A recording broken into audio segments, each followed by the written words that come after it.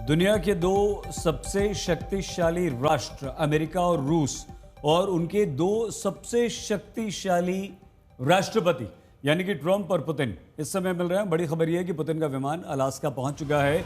Alaska जहां पर ये मीटिंग होनी है और पुतिन का विमान पहुंच चुका है। ट्रंप पहुंचेंगे, यहां पर दोनों मिलेंगे यानी कि रिसीव किया जाएगा।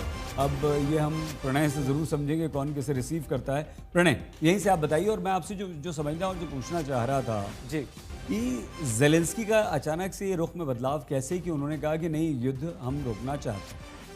देखिए, ज़ेलेंस्की के पास में बहुत ज़्यादा विकल्प अब नहीं है। इसलिए नहीं है क्योंकि अब जो एक तरीके से राष्ट्रपति ट्रंप और पुतिन वो टेक ओवर कर ही चुके हैं। ये मुलाकात होनी है, लेकिन इस मुलाकात को लेकर जो पॉस्चरिंग है, सईद, ये भी समझना चाहिए कि किस तरीके की पॉस्चरिंग दोनों तरफ से की जा रही है। अगर आप रूस के बयानों को देखें, रूस की तरफ से जो बयान आ रहे हैं वो ये बताते हैं कि कैसे ये अमेरिका और रूस के बीच में संबंधों को नॉर्मल करने की बैठक है। यहां से समझौता या किसी तरीके का सीज फायर या किसी तरीके की कोई हार्ड प्रेस जो स्टेटमेंट है वो नहीं निकलने जा रही है, बल्कि हम तो यहां पर व्यापक मुद्दों को लेकर आए कि किस तरीके से अमेरिका और रूस के बीच में कारोबार बढ़ाया जा सकता है, पाबंदियां खत्म की जा सकती हैं, कैसे जो परमाणु हथियारों को लेकर जो स्ट्रैट समझौता था जिसे फरवरी 2023 में रूस ने यह कहते हुए रद्द कर दिया था या अपने आप को विड्रॉ कर लिया था कि अमेरिका इसका पालन नहीं कर रहा है, फरवरी 2026 में वो खत्म हो रहा है, तो उसके पहले। लेकिन आप ये देखिए, यहां पर तमाम जानकार हमारे साथ जुड़े हुए हैं, लेकिन जो जगह और जो दिन चुना गया है, कूटनीति में इसके बड़े मायने होते हैं सईद। और 15 अगस्त की वो तारीख चुनी गई, ये विक्ट्री डे का 80वीं सालगिरह है। यानी इसी दिन 1945 के अंदर जापान ने सरेंडर किया था हिरोशिमा और नागासाकी के परमाणु विस्फोट के बाद में, और उसके साथ दूसरा विश्व युद्ध खत्म हुआ था। उस तारीख को चुना गया है। साथ ही अलास्का जैसी जगह चुनी गई है। राष्ट्रपति डोनाल्ड ट्रंप रिसीव करने के लिए पहुंचेंगे, उन तस्वीरों पर जरूर नजर रहेगी। और देखिए, ये प्रेस कॉन्फ्रेंस जहां होगी उस हॉल की तस्वीरें भी आ रही हैं। जॉइंट प्रेस कॉन्फ्रेंस यहां पर होगी, यानी जब सारी मुलाकात हो जाएगी, बातचीत हो जाएगी। ये वो टारमेक रेड कारपेट आपको नजर आ रहा होगा, यानी लाल कालीन के साथ में रूसी राष्ट्रपति का स्वागत किया जाएगा। Often red is being attributed to Russia. लाल जो है वो सोवियत संघ के जमाने से रशिया के साथ में जुड़ा हुआ एक रंग है।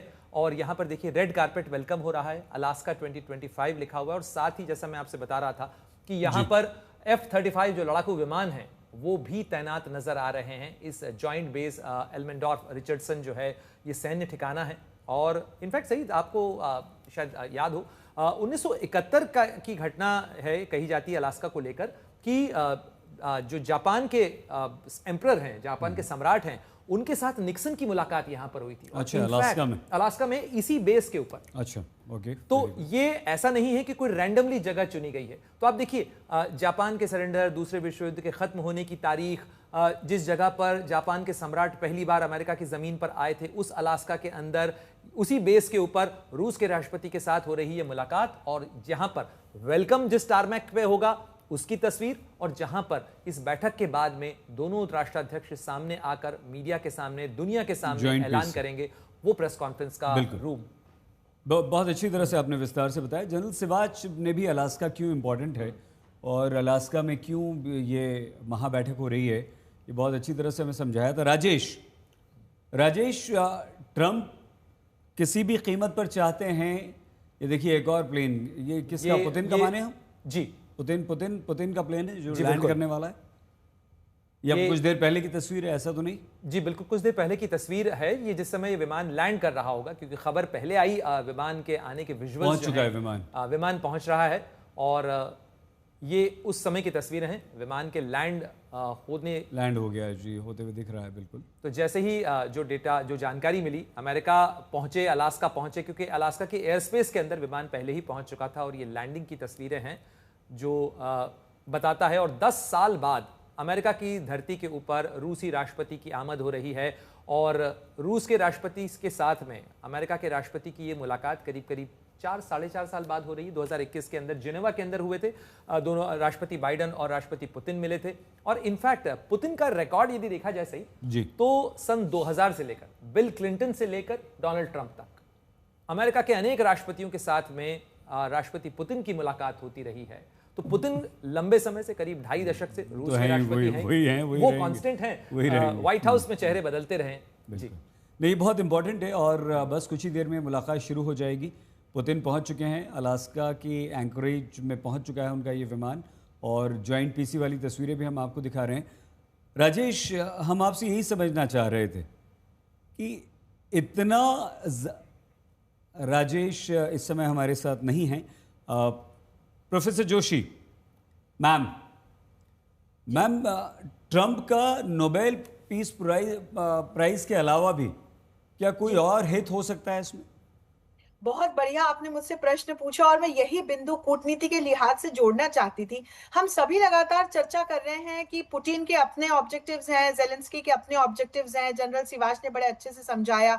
ट्रंप को जब हम देखते हैं तो बस हम इसी एक बिंदु पर चर्चा कर रहे हैं कि नोबेल पीस प्राइज के लिए वो लगे हुए हैं। लेकिन अभी आपने एक स्टेटमेंट पे ध्यान दिया, अभी यहाँ आते आते उन्होंने क्या कहा कि इस टॉक या सीज फायर में यूरोप की कोई भूमिका नहीं है। जी सही जी, जी हाँ, मैम। ये समझने की जरूरत है वर्तमान परिस्थितियों में। यदि हम नाटो की ओर देखें, क्योंकि अपरोक्ष रूप से ये जो पूरा युद्ध चल रहा है ये NATO led by United states of America और रशिया के बीच में चल रहा है। जी लेकिन नाटो में ट्रंप बहुत अच्छे से समझ रहे हैं कि अब उनके खिलाफ कुछ सुर उभरने लगे हैं।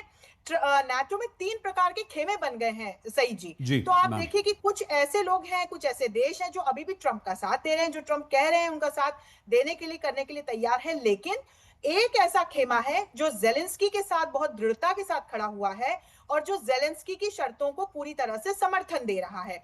कि एक तो ये कि वो अपने स्वायत्त हैं किसी भी संगठन का मेंबर बनने के लिए, और दूसरा जो स्ट्रेटेजिक एरियाज रशिया ने जीत लिए हैं उनका 1 इंच भी रशिया को नहीं मिलना चाहिए। Ukraine as it is Ukraine रहेगा जैसा वो युद्ध के पहले था। और एक तीसरा खेमा भी है जो उन पूर्वी यूरोपियाई देशों का है जिन पर, जो नाटो के नए मेंबर्स हैं, इनमें से कुछ कभी यूएसएसआर का पार्ट होते थे। तो जी इनके ऊपर लगातार ट्रंप ने यह दबाव बनाया, सही जी, कि ये अपने बजट का एक बड़ा प्रतिशत अब इक्विपमेंट और हथियार खरीदने पर लगाएं, और ये इनकी इकोनॉमी इनको अलाउ नहीं करती ऐसा करना। तो एक अब यहां से भी कहीं ना कहीं डिसेंट आने लगा है कि ये या तो नाटो से निकले या फिर ये इस प्रकार की खरीद फरोख्त नहीं कर पाएंगे। इतने बड़े पैमाने पर ये अमेरिका से हथियार नहीं खरीद सकते। तो नाटो में एक विभाजन दिखाई पड़ता है। नाटो में जो एक पहले एकता थी वो एकता अब दिखाई नहीं पड़ती। कई देश एग्जॉस्ट हो चुके हैं, उनकी इकोनॉमी पर बड़े रेपरकशंस इस युद्ध की वजह से आए हैं। तो निश्चित तौर पर ट्रंप उन स्थितियों को भी समझ रहे हैं। और दूसरी तरफ हम एक और चीज समझे कि एक और ओपन थिएटर ऑफ वॉर अभी पश्चिम एशिया में खुला हुआ है, जहां पर हमने बीते दिनों देखा कि किस प्रकार से अमेरिका सीधे सीधे ईरान के खिलाफ उतरा। कैसे पहले अमेरिका ने ईरान पर अटैक किया और फिर उसके बाद ईरान ने भी रिटेलिएट किया। ईरान पीछे नहीं हटा। जी ईरान ने कैसे कतर की बेस पर, जहां यूएस की बेस है, वहां हमला किया और किस तरह से अपने प्रॉक्सीज को एक्टिव किया। तो अभी ट्रंप के सामने घरेलू मोर्चे पर भी बहुत सारे चैलेंजेस हैं। नाटो में भी हम विभाजन देख रहे हैं। पश्चिम एशिया का पूरा थिएटर है। चाइना जो कर रहा है वो तो कर ही रहा है। इसीलिए मुझे लगता है कि ट्रंप अब बहुत दबाव डाल रहे हैं पुतिन और जेलेंस्की दोनों पर। और यहां आयरॉनिकली मुझे एक बहुत रोचक तथ्य लगता है कि वो एक तरफ पुतिन से मिलने वाले हैं और इन्हीं पुतिन, इन्हीं रशिया की वजह से भारत और ब्राजील जैसे देशों पर उन्होंने इतने हेफ्टी टैरिफ्स लगाए हैं। तो अब ये देखना बड़ा रोचक होगा कि क्या पुतिन घुटने टेकते हैं, क्योंकि ये वो पुतिन है जो अभी तक हम चर्चा कर रहे थे, जिन्होंने क्लिंटन से लेकर के ट्रंप तक सारे राष्ट्रपति देखे हैं और जो नाटो के सामने भी अभी तक अपने घुटने नहीं जिन्होंने टेके हैं या जिन्होंने हार नहीं मानी है। तो ये एक जटिल मैम। परिस्थिति है ट्रंप के लिए। जेलेंस्की और पुतिन से कहीं ज्यादा स्टेक मुझे यहां पर ट्रंप के इन्वॉल्व नजर आते हैं। रोहित, जनरल सिवाच में आपके पास आऊं। रोहित, एक छोटा सा रिएक्शन आपसे। ये अमेरिका में ट्रंप की इस कोशिश को किस तरह से देखा जा रहा है? जनरल सिवाच सर, आपको लगता है कि अगर ट्रंप पुतिन को मना पाए हैं और दोनों की आज मीटिंग हो रही है, ये जीत किसकी है? ट्रंप की है सर, जनरल सिवाच, या पुतिन की? हाँ, देखो ये सच्चाई है, ट्रंप की तो जीत है ही। अगर ट्रंप कहीं ना कहीं सीज फायर करा लेते हैं और इस मीटिंग के दौरान, तो मुझे लगता है ट्रंप की बहुत बड़ी जीत होगी। और जैसे हम कह रहे हैं कि वो नोबेल पीस प्राइज की तरफ जा रहे हैं और उन्होंने 5-6 कंट्रीज की पहले ही निगोशिएशन करा के सीज फायर कराया है, तो ये सच्चाई उनकी जीत है। मगर कहीं ना कहीं पुतिन को भी फायदा। देखो सच्चाई है, लड़ाई में किसी को फायदा नहीं। पुतिन की जो इकोनॉमी है वो डिगमगा गई है। आप ऐसे तो लोग सब कहते हैं कि इकोनॉमी उसकी दो चीजों पे डिपेंडेंट है जो एक्सपोर्ट करता है, एक तो वो एनर्जी करता है, एक वो डिफेंस इक्विपमेंट करता है। एनर्जी जो है उसको चोट इसलिए नहीं लगी क्योंकि चीन और भारत और टर्की उससे ऑयल खरीदते रहे, इसलिए जी। उसकी जो इकोनॉमी चलती रही और डिफेंस इक्विपमेंट भी उसके बिकते रहे। 20,000 के करीब उसके ऊपर सैंक्शन लगी हैं, मगर अभी भी रूस टिका हुआ है। मगर मुझे लगता नहीं कि आने वाले समय में ज्यादा देर पुतिन ये लड़ाई का इकोनॉमी बर्बाद कर पाएंगे, क्योंकि इनकी डिपेंडेंसी चीन पे बहुत ज्यादा हो जाएगी। तो इसलिए मुझे लगता है पुतिन भी चाहते हैं ये सीज फायर हो, मगर वो चाहते हैं सीज फायर उसकी जो कंडीशन है उन पे हो, ना कि जो यूक्रेन चाहता है। तो ये एक बड़ी इंपॉर्टेंट चीज है। उनकी सबसे बड़ी रेड लाइन है, दो जो रेड लाइन है वो बहुत ज्यादा है। एक तो कहीं ना कहीं यूक्रेन आने वाले समय में नेटो ज्वाइन नहीं कर पाए, और दूसरा है जो इलाका उन्होंने जीता है, मुझे लगता है वो चाहते पूरा इलाका रहे, मगर वो कॉम्प्रोमाइज कर सकते हैं। स्पेशली डोनसक का जो इलाका है, जिसको बोलते हैं डोनबास वाला, जिसको डोनसक और लुहानसक का इलाका है, ये रशियन स्पीकिंग लोग हैं, इसमें पहले भी इंसर्जेंसी चल रही थी, उनको वो रिटेन करना चाहेंगे। कहीं ना कहीं जापोरिजिया की भी बात आती, क्योंकि वहां पर न्यूक्लियर पावर प्लांट है, और कहीं ना कहीं पर पुतिन ने जनरल ये पहले भी सिराज, बोला। अगर आप देखें 2014 के अंदर क्राइमिया, और उसके बाद फिर दानियास्क, लुहांस्क, ज़ेपोरिजिया, खार्किव, सूमी का कुछ इलाका, अगर यही ट्रेंड चलता रहा तो यूरोप के जो देश कह रहे हैं कि भाई ये खतरा यही केवल यूक्रेन तक सीमित नहीं है, ये आगे बढ़ेगा। तो ऐसी जो आशंकाएं हैं, ऐसे में अगर जमीन रूस के पास जाती चली जाती है इस तरीके से, तो फिर तो ये लड़ाई केवल छोटा सा सीज फायर आप समझ लीजिए, लड़ाई तो नहीं खत्म हुई फिर।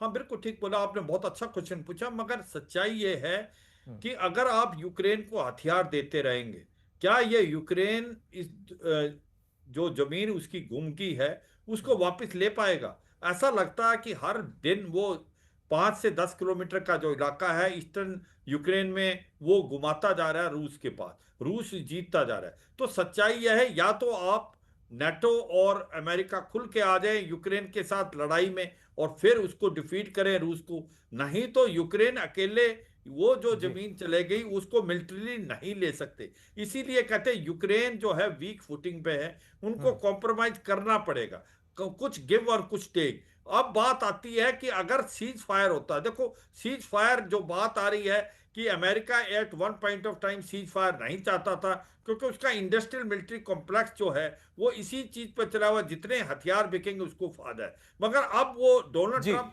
लड़ाई को लंबा इसलिए नहीं खींचना चाहते क्योंकि जो हथियार तो उनके बिक रहे हैं, क्योंकि उन्होंने प्रेशर डाला है कि ये जितनी भी नेटो कंट्री हैं वो अपना डिफेंस में 5% का जिल जीडीपी का सिवाच, करें। आई एम वेरी सॉरी, आपको रोकना पड़ रहा है।